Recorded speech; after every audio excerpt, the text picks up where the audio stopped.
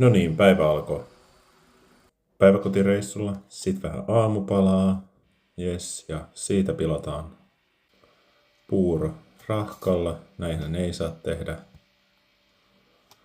Sitten lähdetään Taaperankaan leikkipuistoon, noin.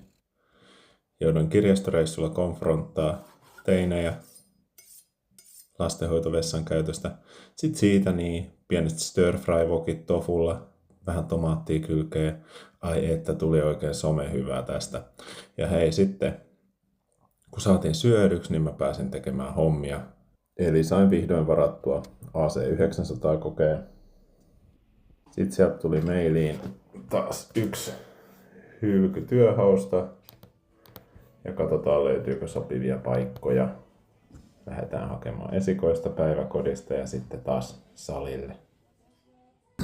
Salilla tehtiin tänään pääasiassa työntäviä, mutta halusin tuon eilisen videon jälkeen vielä hakea syvempää liikerataa kyykkyihin.